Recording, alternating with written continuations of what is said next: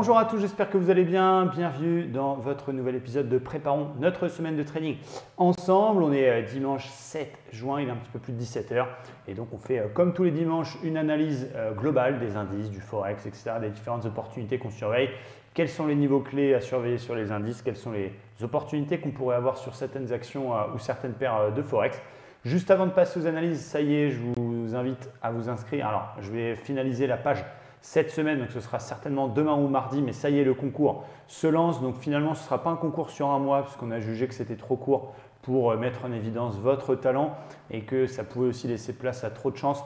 Donc on va le faire finalement sur 3 mois, un concours en réel. Voilà, restez connectés, on fera une vidéo à ce sujet-là, mais ça sera début 1er juillet. Et donc on fera des classements intermédiaires au bout de chaque mois. Et surtout un classement à la fin avec de belles récompenses, parce qu'il y a d'ores et déjà plus de 5 000 € à gagner, à se partager entre les différents gagnants des 3 premiers mois et le gagnant final, et même les 3 premiers. Donc ça va être énorme, l'occasion pour vous, même si vous avez un petit capital, de montrer de quoi vous êtes capable et surtout de faire gonfler votre capital disponible, parce qu'évidemment, si c'est la même personne qui gagne les 3 premiers mois plus le classement final, eh bien, il peut repartir avec beaucoup d'argent et de quoi effectivement faire gonfler les choses du côté de son compte de trading. Passons maintenant à la partie indice et on va commencer par notre ami allemand, le DAX. Le DAX, sacré DAX, vous avez vu la bougie hebdomadaire, c'est impressionnant. La semaine dernière, ce qu'on s'est dit, c'est qu'effectivement, si on cassait le range, on pouvait aller chercher la moyenne mobile 200. On l'a carrément défoncé. La bougie hebdo est juste monstrueuse, c'est un truc de malade.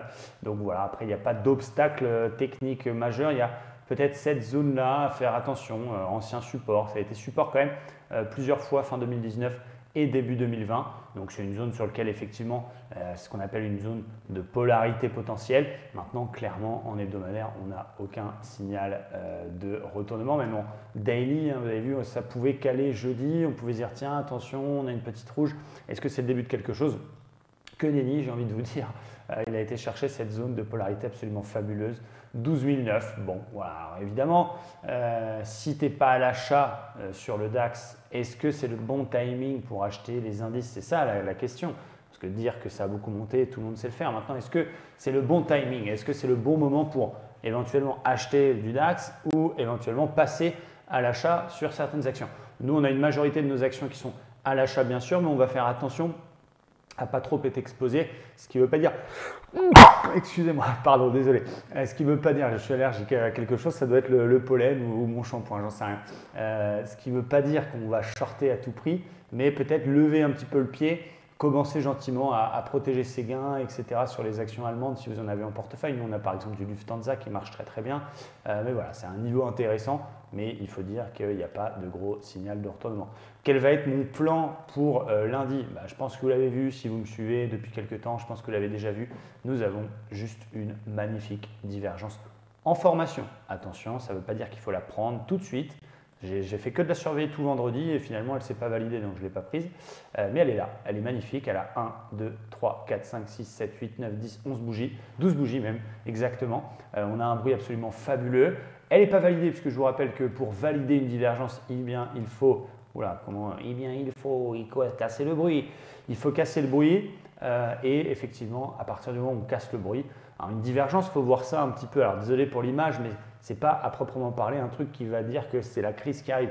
Simplement imaginez un cycliste, ça va faire sourire certains cette métaphore, mais un cycliste qui monte un col, qui monte, à un moment donné, il est un peu essoufflé et il a peut-être besoin de redescendre un petit peu pour reprendre son souffle. C'est un petit peu ça, c'est un signal d'essoufflement et à partir du moment où c'est validé, vous connaissez les règles.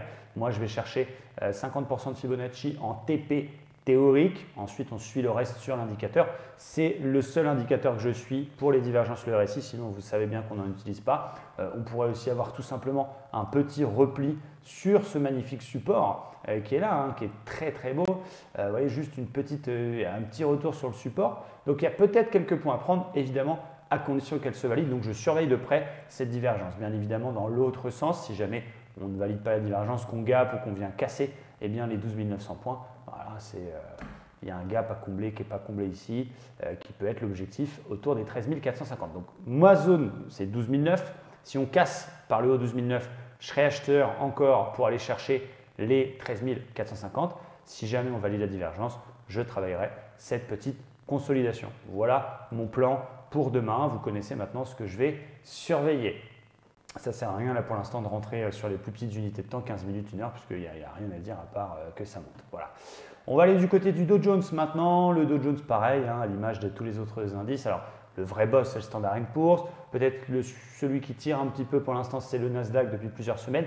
Le Dow Jones, c'est vrai qu'il est beaucoup plus apprécié par les traders particuliers parce qu'il fait 27 000 points. Donc forcément, tu peux faire beaucoup de points ou tu peux perdre beaucoup de points. Donc il faut faire attention.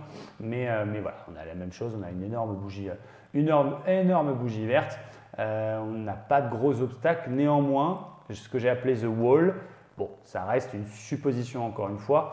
Si bien, on trace à peu près, alors là c'est un petit peu plus tiré par les cheveux, mais si on trace cette petite zone de support oblique qui a fait support à plusieurs reprises, puis une zone de polarité qui a déjà fait le job, qui a déjà fait résistance, résistance, résistance, support et résistance, puisque c'est exactement le plus haut de vendredi. Là, il y a ce qu'on appelle une convergence de tracé chartiste.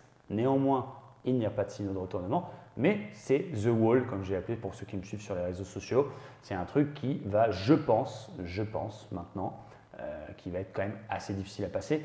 Quoique, on verra à l'ouverture lundi. Bien évidemment, si on casse The Wall un petit peu dans le même esprit que le DAX, si on casse The Wall et qu'on arrive à péter ce truc-là, voilà, c'est pareil, il y a un gap à combler, un petit gap à combler à 29 000.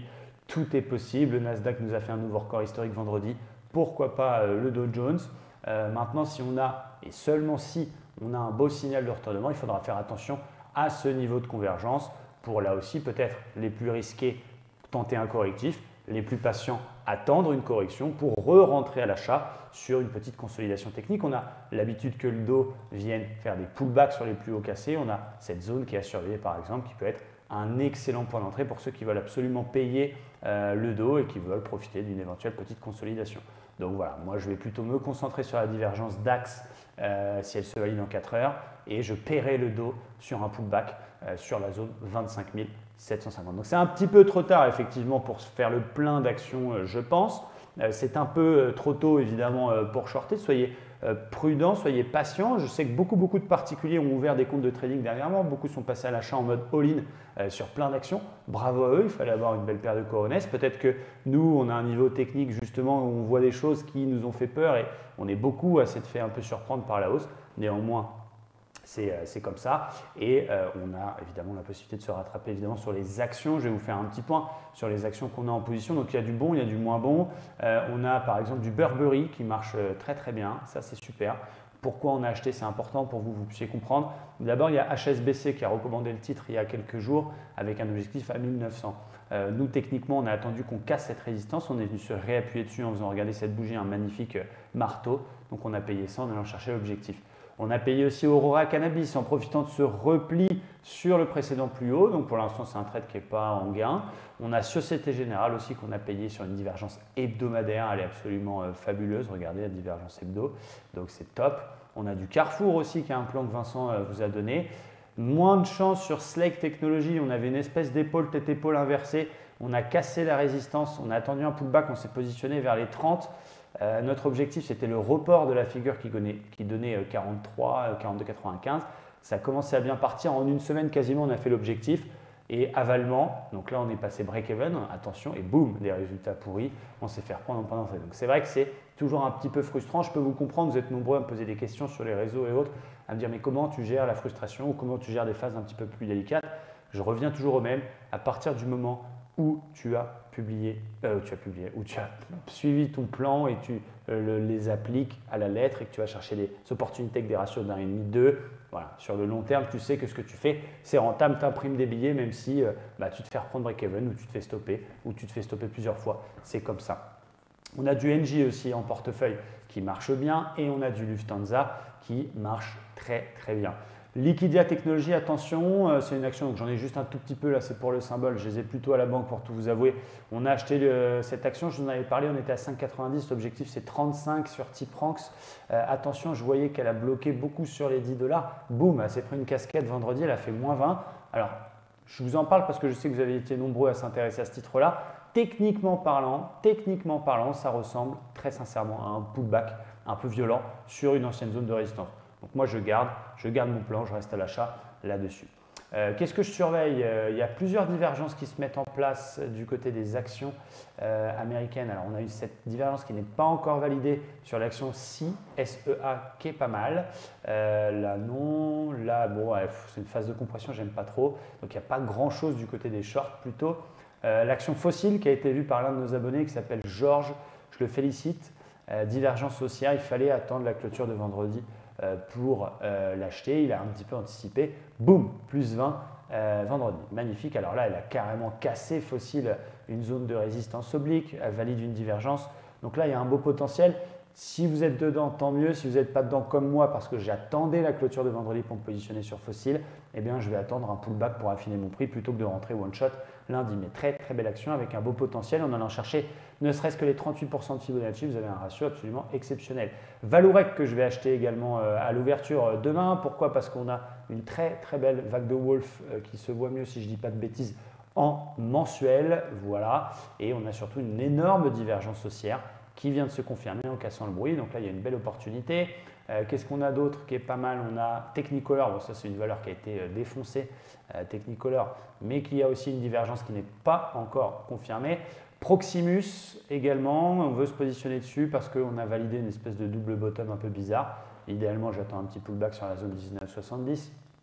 EDF aussi, on a validé un W hebdomadaire. Donc vous voyez, il y a encore du potentiel, il y a encore des actions qui n'ont pas rattrapé ce qu'elles ont perdu pendant le coronavirus, pendant cette crise.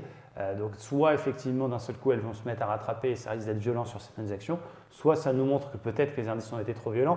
Je vous invite encore une fois à être extrêmement prudent. Ce n'est pas maintenant qu'il faut faire full, mais des choses comme ça, vous voyez, on peut très bien équilibrer les choses en s'autorisant une divergence baissière sur le DAX, mais tout en restant acheteur sur les actions de façon à compenser les choses. Donc on surveille ça, mais on ne veut pas non plus trop charger. On a déjà beaucoup d'actions à l'achat, on ne veut pas non plus trop en avoir. Du côté du Forex, alors je ne vous ai pas parlé du pétrole, je vous en reparle un petit peu, donc qui a été aussi un booster vendredi pour les indices, notamment le Dow Jones. Il y a eu ce très beau support, on a calé sur le précédent plus haut, donc nous, tous les contrats qu'on avait achetés tout en bas, on les a vendus autour des 34-35 $. C'est réussi à passer, on a un support qui est absolument fabuleux. Bon, il se dirige visiblement vers le comblement du gap. Donc, et si on pouvait avoir un tout petit pullback sur 35-60, c'est un truc que je surveille vraiment avec attention. Il ne reste plus qu'à vous montrer les deux opportunités Forex. Donc le gold qui corrige un peu, il y a eu cette belle zone 1690. On est toujours plus ou moins dedans, on sait que ce sont des zones pour des points précis.